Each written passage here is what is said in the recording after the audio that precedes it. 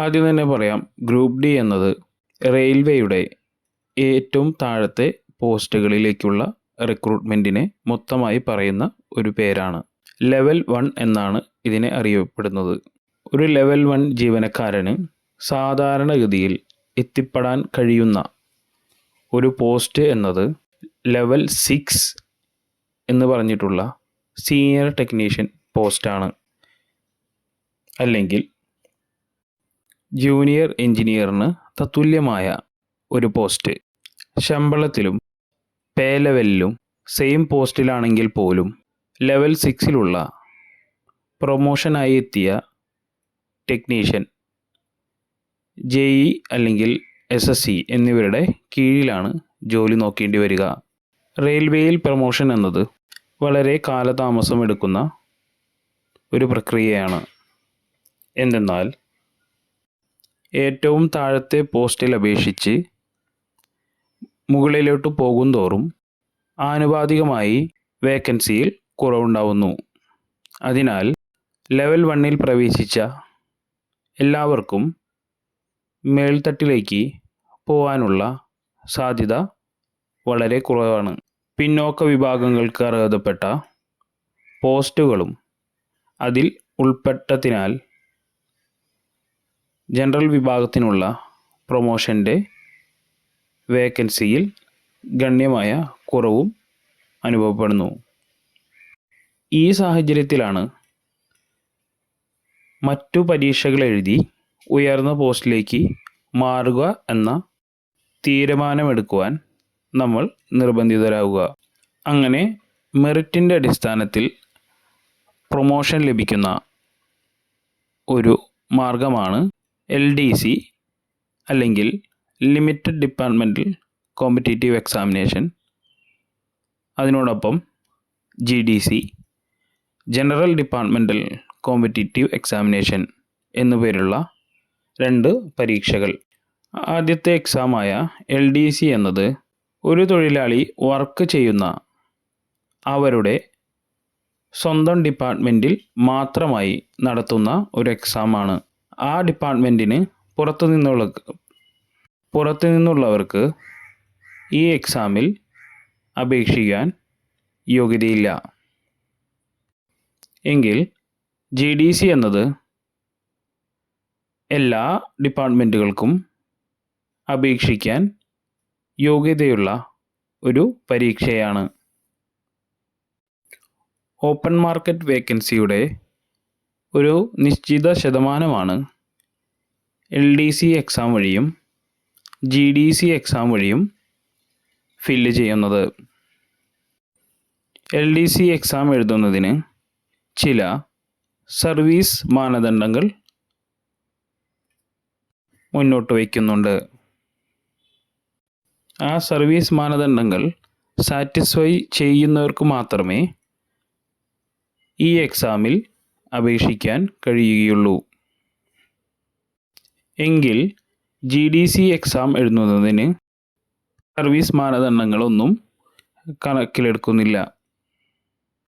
അവ തീർത്തും തൊഴിലാളികളുടെ വിദ്യാഭ്യാസ യോഗ്യതയെ അടിസ്ഥാനപ്പെടുത്തി മാത്രമായിരിക്കും.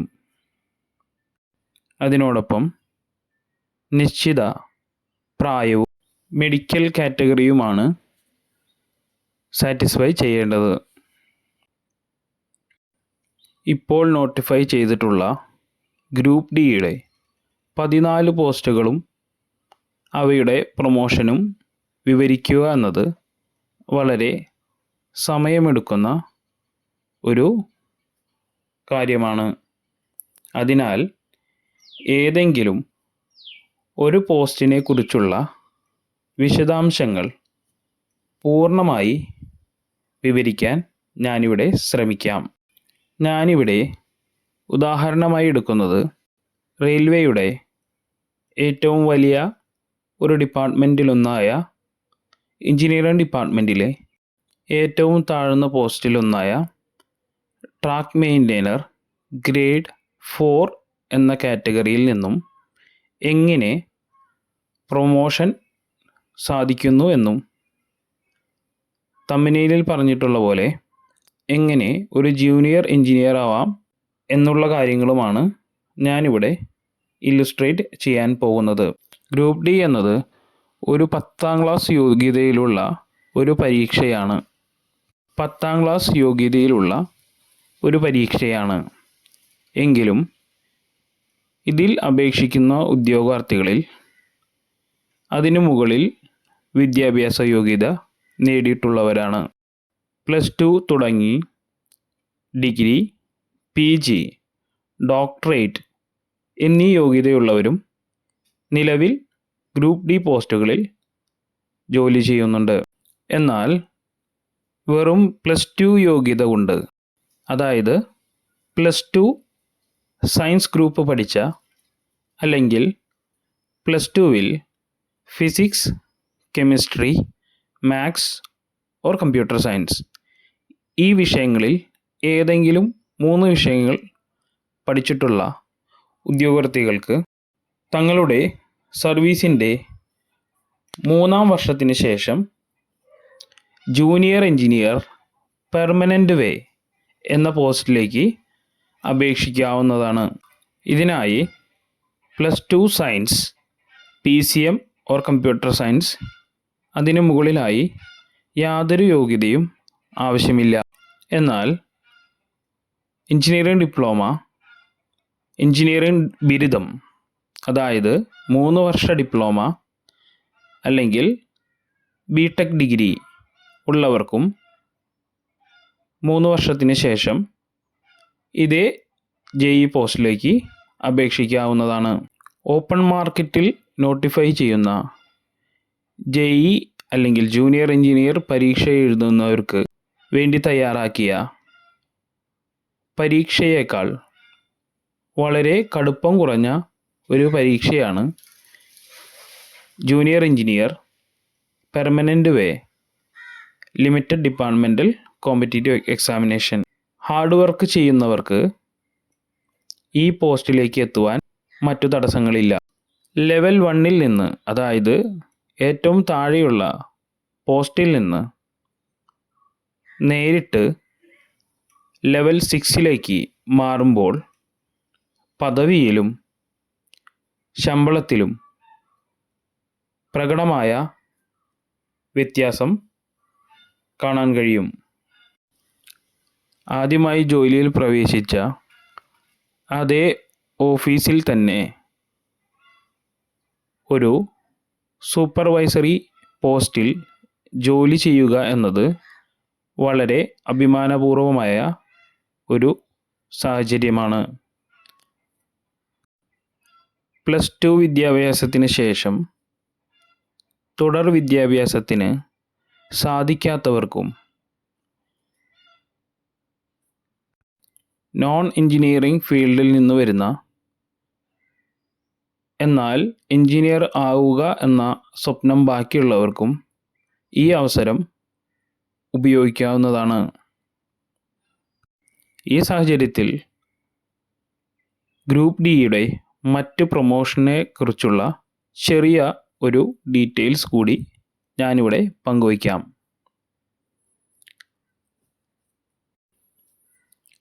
എഞ്ചിനീയറിംഗ് ഡിപ്പാർട്ട്മെൻറ്റിലെ ട്രാക്ക് മെയിൻറ്റെയിനർ എന്ന കാഡറിനെ 4 ഗ്രേഡുകളായി തരംതിരിച്ചിരിക്കുന്നു. 1ാമത്തെ ലെവലിൽ ഉള്ളവരെ ട്രാക്ക് മെയിൻറ്റെയിനർ 4 എന്നും 2ാമത്തെ ലെവലിൽ ഉള്ളവരെ ട്രാക്ക് മെയിൻറ്റെയിനർ 3 എന്നും 4ാമത്തെ ലെവലിൽ ഉള്ളവരെ ട്രാക്ക് മെയിൻറ്റെയിനർ 2 എന്നും 5ാമത്തെ ലെവലിൽ ഉള്ളവരെ ട്രാക്ക് മെയിൻറ്റെയിനർ 1 എന്നും വിളിക്കുന്നു. നിങ്ങളിവിടെ ഒരു കാര്യം ശ്രദ്ധിച്ചു കാണും. ട്രാക്ക് മെയിൻറ്റെയിനർ എന്ന കാഡറിൽ വർക്ക് ചെയ്യുന്നവർക്ക് ലെവൽ 3 അതിന് തുല്യമായ 2000 ഗ്രേഡ് പേ എന്ന പോസ്റ്റിൽ നിയമനമില്ല. അതിനാൽ ലെവൽ 3 എന്ന പോസ്റ്റ് ട്രാക്ക്മാൻ കാഡറിന് ബാധകമല്ല. ഇതിൽ ട്രാക്ക് മെയിൻറ്റെയിനർ 4 എന്ന കാറ്റഗറിയിൽ ജോലി ചെയ്യുന്നവർ മൊത്തം ട്രാക്ക് മെയിൻറ്റെയിനർ കാഡറിൻ്റെ 50%. ട്രാക്ക് മെയിൻറ്റെയിനർ ഗ്രേഡ് 3-ൽ വർക്ക് ചെയ്യുന്നവർ മൊത്തം ട്രാക്ക് മെയിൻറ്റെയിനർ കാഡറിൻ്റെ 20%.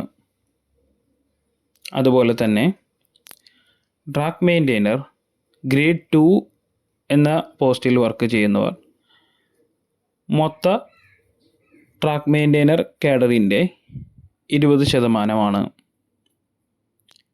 ട്രാക്ക് മെയിൻറ്റെയിനർ ഗ്രേഡ് 1 എന്നത് മൊത്തം ട്രാക്ക് മെയിൻറ്റെയിനർ കാഡറിൻ്റെ വെറും 10% മാത്രമേ ഉള്ളൂ. നിങ്ങൾ ഇത് ശ്രദ്ധിച്ചപ്പോൾ മനസ്സിലായി കാണും. 50%-ൽ നിന്ന് വെറും 20% പേർക്ക് മാത്രമാണ് ലെവൽ 1-ൽ നിന്ന് ലെവൽ 2-ലേക്ക് പോവാൻ അല്ലെങ്കിൽ പ്രൊമോഷൻ ലഭിക്കുവാൻ ഉള്ള സാധ്യതയുള്ളൂ.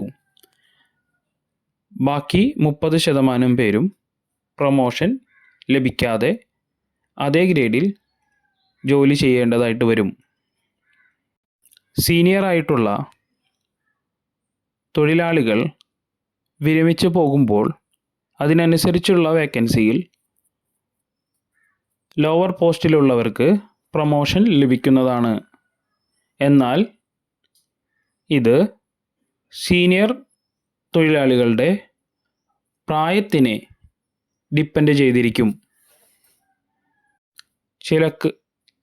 ചിലർക്ക് ജോലിക്ക് പ്രവേശിച്ച് 10 വർഷത്തിനുള്ളിൽ ലെവൽ 1-ൽ നിന്നും, അതായത് ട്രാക്ക് മെയിൻറ്റെയിനർ ഗ്രേഡ് 4-ൽ നിന്നും ട്രാക്ക് മെയിൻറ്റെയിനർ ഗ്രേഡ് 1-ലെത്താൻ സാധിച്ചിട്ടുണ്ട്. എന്നാൽ മറ്റ് ചില നിർഭാഗ്യവാന്മാർക്ക് പ്രവേശിച്ച അതേ ഗ്രേഡിൽ തന്നെ വിരമിക്കേണ്ടതായ സാഹചര്യവും വന്നിട്ടുണ്ട്. ഈ സാഹചര്യം കണക്കിലെടുത്ത് റെയിൽവേ മുന്നോട്ട് വെച്ച ഒരു സ്കീമാണ് MACP എന്നത്. MACP എന്നത് മോഡിഫൈഡ് അഷ്വേർഡ് കരിയർ പ്രോഗ്രഷൻ എന്നതാണ്.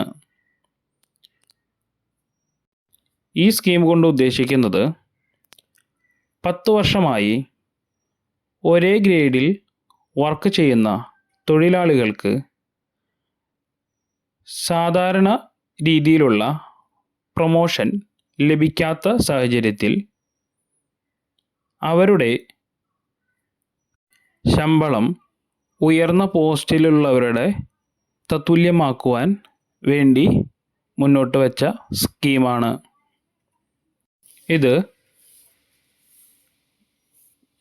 താഴെ പോസ്റ്റിലുള്ള തൊഴിലാളികൾക്ക് ഉയർന്ന പോസ്റ്റിലുള്ള തൊഴിലാളികളുടെ ശമ്പളത്തിന് തത്തുല്യമായ ശമ്പളം ലഭിക്കുവാൻ ഇത് സഹായിക്കുന്നു. MACP ലഭിക്കണമെങ്കിൽ APAR, അതായത് ആനുവൽ പെർഫോമൻസ് അപ്രൈസൽ റിപ്പോർട്ടിൽ വെരി ഗുഡ് അല്ലെങ്കിൽ എക്സലൻ്റ് ഗ്രേഡ് ലഭിക്കേണ്ടതായിട്ടുണ്ട്. APAR എന്നത് ഒരു തൊഴിലാളിയെ സംബന്ധിച്ച് അവരുടെ പ്രോഗ്രസ് കാർഡാണ്. വെരി ഗുഡിന് താഴെയുള്ള ഗ്രേഡ് ലഭിക്കുന്നവർക്ക് MACP ലഭിക്കാനുള്ള അർഹതയില്ല. ഇത്രയും വിശദാംശങ്ങളാണ് ഇന്ന് ഈ വീഡിയോയിൽ പറയാൻ ആഗ്രഹിച്ചത്. ബാക്കിയുള്ള ഡീറ്റെയിൽസ് അടുത്തുള്ള വീഡിയോകളിൽ ഉൾപ്പെടുത്തുന്നതാണ്. Thank you.